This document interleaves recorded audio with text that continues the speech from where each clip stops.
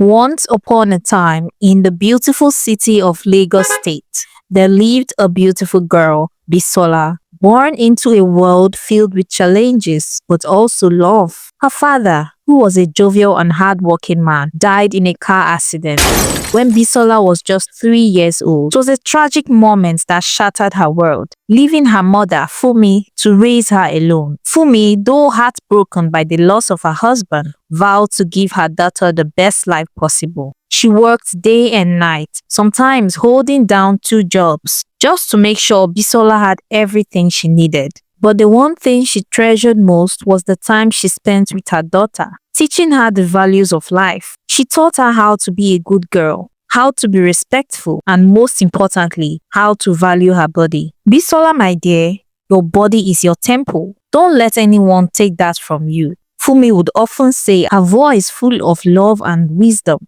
She would tell Bisola that men would come after her beauty, but it was her character that would keep them. Remember, she would say, beauty fades, but a good heart will last forever. But Bisola, being young and full of life, found it hard to understand what her mother was saying. As Bisola grew, so did her beauty. By the time she was in JSS2, her body had developed quickly, and her beauty was undeniable. The boys in her school couldn't help but stare at her. Teachers too would often compliment her, making her feel like the center of attention. Bisola loved it, but at the same time, she didn't quite understand the reason behind it. One afternoon, during lunch break, Bisola was walking across the school compound when a senior student, Tunde, stopped her. He was tall and well-spoken. Tunde smiled at her, his eyes scanning her from head to toe. "Bisola, you look beautiful today," he said, his voice smooth. "Thank you," Bisola replied. "Would you like to go out with me sometime?" Tunde asked. Bisola's heart raced. She hadn't expected this, but a part of her was flattered. This was the kind of attention she had always wanted, wasn't it? The way people looked at her, as if she was special. She was 14, not yet fully understanding the consequences of her actions. "Don't worry, no one has to know," Tunde said. And that was the start of it all. Bisola didn't know one moment of weakness would alter the course of her life forever. Tunde and Bisola began meeting after school. What started as innocent conversations soon turned into more. She began to feel the rush of excitement that came with his touch, with the attention he gave her. It was a new world, one where she felt powerful, desired, and in control. But what she didn't know was that this control came with a price. Before long, Bisola began to sleep with Tunde, and then with others, boys from her school, some teachers, and even men in the neighborhood. She told herself it was just for fun, that she was only living her life the way she wanted it. She ignored her mother's words, brushing them off as old-fashioned advice that didn't apply to her. Fumi, on the other hand, saw the changes in her daughter. She noticed the way Bisola began to dress, the way she spoke, and the company she kept. "Bisola," Fumi would say one evening, sitting her daughter down, "I see the way you are carrying yourself. Please listen to me, my daughter. Don't let anyone take away your worth. You are not just your beauty. You are more than that." But Bisola, with the world at her feet, refused to listen. Her beauty was a currency she knew how to use, and she was going to spend it freely. By the time Bisola finished her secondary school exams, her body had been through a lot. She had slept with many men. One morning, just after Bisola had finished writing her senior WAEC exams, she began to feel terribly sick. At first, she thought it was just stress from the exams, but it didn't go away. She felt nauseous, tired, and weak, and even the smallest things made her feel dizzy. After a few days of suffering, she decided to visit the hospital. When the doctor told her the news, it felt like the ground had been ripped from under her feet. "You were pregnant," the doctor said. She had been with a few different boys in the past months, 3 to be exact, and now she was carrying the consequences. The doctor gave her a few options, but Bisola knew what she had to do. She had to face her mother. When she returned home, her heart was heavy with fear. Fumi, her mother, was sitting in the living room, sorting through some paperwork. She looked up and immediately saw something was wrong. Before Bisola could say a word, Fumi stood up in shock. What's wrong, Bisola? You look like you have seen a ghost, her mother said. Bisola could barely get the words out. She took a deep breath and said, Mama, I'm pregnant. Fumi's eyes widened. Then, as if struck by a heavy blow, she collapsed into the nearest chair. She screamed, How could you do this to me, Bisola? After everything I taught you. Her face was full of pain and disbelief. Fumi had raised Bisola with so much love, teaching her to respect herself and avoid mistakes like this. But now, it felt like everything had fallen apart. Who is responsible? Fumi asked. Bisola lowered her gaze. She didn't know who the father was. I don't know, Mama. I've been with a few people. Fumi didn't say anything for a moment. And then, with tears streaming down her face, she grabbed Bisola's hand and said, We are going to the hospital. We will take care of this. You made a mistake, but we will fix it. That was how Bisola found herself at a private clinic, where her mother arranged for her to end the pregnancy. It was a painful experience, both physical and emotional. After the procedure, Bisola promised herself that she would never make the same mistakes again. She told herself that she was going to change, that she would stop seeking attention through her body and start focusing on her future. A few months later, Bisola was admitted into Lagos State University, LASU, to study international relations. Her mother, still worried, wanted her to stay at home and attend school from there. But Bisola insisted that she stayed in the school hostel, just like her friends. Mama, all my friends are staying in the lodge. I want to experience campus life. I want to be independent, Bisola argued. Fumi wasn't happy about the decision, but she knew there was nothing she could do. Her daughter was growing up, and she couldn't keep her under her roof forever. Bisola quickly adapted to life at the university. She made new friends and became very close with her roommate, Abigail. Abigail was different from anyone Bisola had ever met. She came from a rich family, always dressed well, and seemed to have everything figured out. She was classy, confident, and always had a way of making Bisola feel like she belonged. Abigail paid for everything, rent, food, and even the bills. She was very generous and kind-hearted, and Bisola was grateful for her friendship. Bisola took care of only her feeding, but even that was sometimes hard for her because she didn't have as much money as Abigail. Bisola couldn't help but watch Abigail with a mix of admiration and envy. Abigail was everything Bisola wanted to be. She wore the most expensive wigs, designer clothes, and carried trendy bags, the latest iPhone, shiny accessories, and her perfectly manicured hands. Bisola only had her old techno phone. Bisola felt the sting of comparison every time she looked at Abigail's perfectly put together life. She wanted to be like her, to wear those gorgeous clothes, to have the freedom to shop without a care in the world. One evening, after a day of shopping, Abigail came back to their shared lodge, carrying several shopping bags. The scent of fresh leather and perfume filled the room as she dropped the bags onto the bed. Bisola, sitting on the edge of her own bed, couldn't hold back her curiosity. Abby, where do you get the money to buy all this stuff? You're not running a business, right? Bisola asked, trying to sound casual. Sweetie, you just have to know how to use what you've got to get what you want. You've got beauty. You've got looks. You can make money. No stress. Bisola's eyes widened. What do you mean? Abigail sat up, looking at Bisola with a knowing smile. Life is short, Bisola. If you're waiting around for things to happen, you'll be waiting forever. Use your beauty, girl.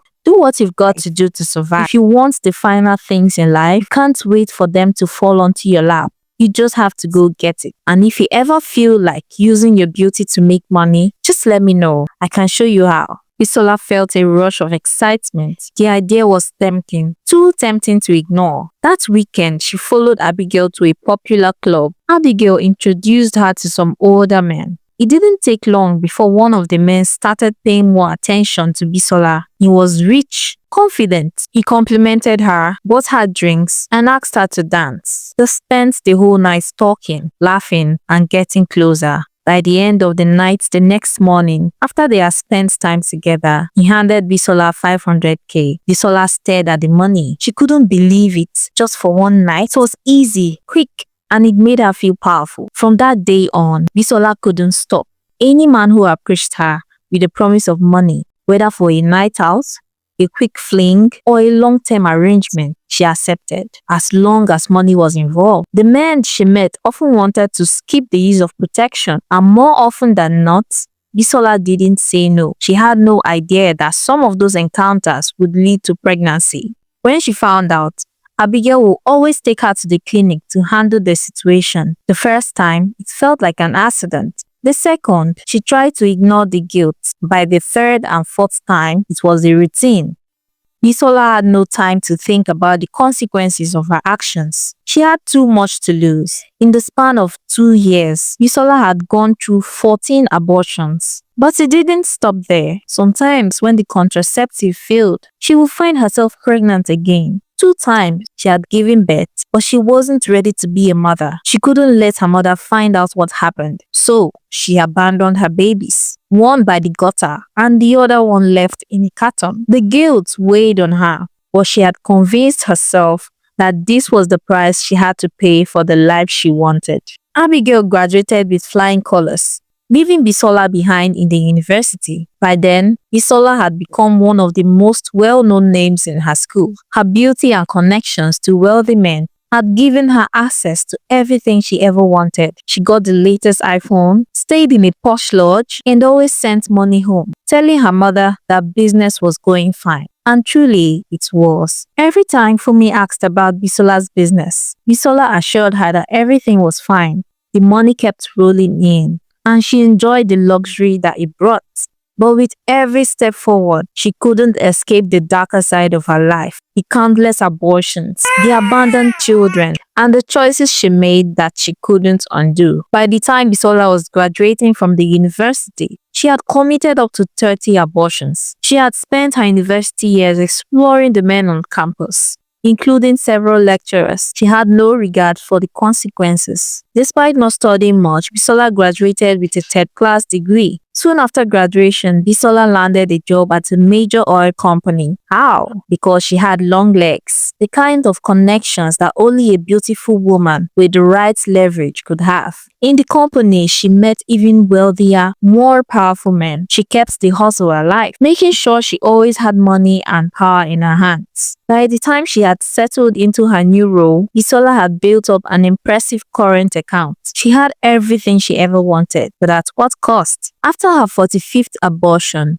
this time for the manager of the oil company where she worked, she found herself at a breaking point. She had nearly lost her womb, her life. The procedure was so dangerous that she almost didn't survive. Her body was battered and bruised, and the doctor told her womb was fine, but it was only by a miracle that she was still able to have children. She lay there in the hospital bed, tears streaming down her face. The near-death experience was the wake-up call Bisola needed. She couldn't go on living this way. Something inside her snapped. This was when she decided to change. She began attending church regularly, not just to fulfill an obligation, but because she genuinely wanted to change her life. She started serving in the choir, dedicating her time and heart to God. She became more Christ-like. Bisola felt like a new person. It was at church that she met Chidi. He was kind, patient, and saw the beauty in her spirit, not just in her appearance. Bisola fell deeply in love with him. Her heart swelled with emotions she had never known. Love that was pure and real. Chidi didn't waste any time. He knew she was the one. And after a short while, he asked for her hand in marriage. Bisola's heart soared. She was overjoyed, finally ready to leave her promiscuous past behind and settle down with the man she loved. For the first time in years, Bisola felt whole. She was ready to be the woman she had always dreamed of being. The wedding was everything Bisola had imagined. Beautiful, joyful, and filled with love. As she stood there exchanging vows with Chidi, she promised herself that this was the beginning of a new life. No more secrets, no more shame. She was free from her past, ready to embrace a future of love, faith, and family. But as time went on, something Bisola feared began to happen. 1 year passed, then 2, 3, 4, 5, and 6. Still no baby. Bisola tried everything. Treatment, visits to doctors, herbal remedies, but nothing seemed to work. She couldn't understand it. She had always been so fertile in the past.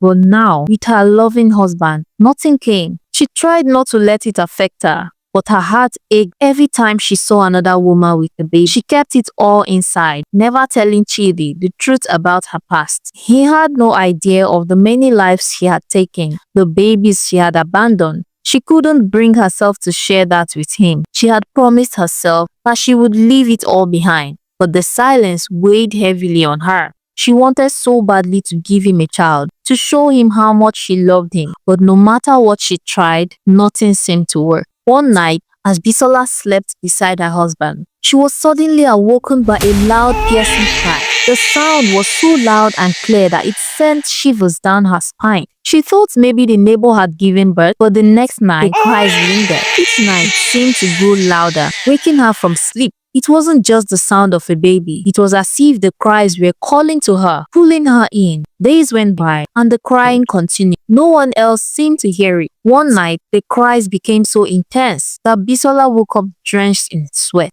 her heart racing. She sat up in bed, confused and terrified.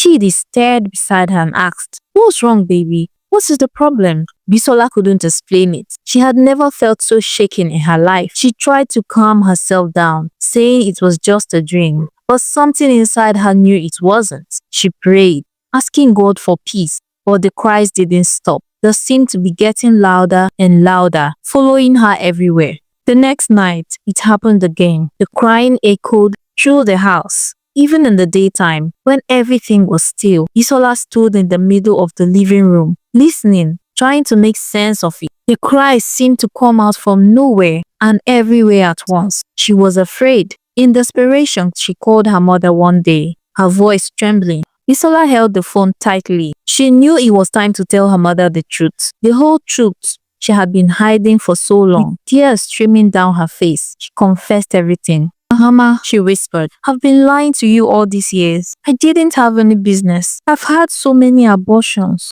more than you can imagine. And lately, I keep hearing baby cries all night. I don't know what's happening to me." Her mother was silent for a moment. Then her voice broke with disappointment. "Bisola, my child, I prayed for you every day, hoping you will find your way back. But these secrets, they are so painful." Bisola felt the weight of her mother's words crushing her spirit. One morning, after another horrible night filled with the haunting cries, Bisola woke up to more devastation. She checked her phone and gasped. Her entire savings had vanished from her bank account. Her heart sank further when she opened an email from her boss. It was a sack letter. She had been fired. Everything was crashing before her eyes. She sank to her knees, tears pouring from her cheeks, feeling lost and broken. Bisola rushed to the church. Desperate for help, she confessed all her evil deeds to her pastor, the abortions, the lies, the guilt, and begged for forgiveness. The pastor prayed over her, speaking words of hope and healing. Bisola left the church, feeling a tiny spark of peace, but the battle inside her was far from over. That evening, she confessed everything to Chidi, her husband. She told him about her past, the abortion, the lies, and the baby cries. But instead of understanding, Chidi's face twisted in anger. "How could you keep this from me?" he shouted. "I cannot trust you anymore." Without another word, he threw her out of their home. Bisola stood on the streets outside the estate, the weight of her shattered life pressing down on her. As she cried, confused and alone, the haunting cries of the baby she had lost echoed in her ears. She had lost everything: her money, her mother's love, her husband's trust. Feeling hopeless, Bisola wandered the street. At her lowest point, she collapsed on the streets, thinking of ending it all. But then, a kind stranger noticed her.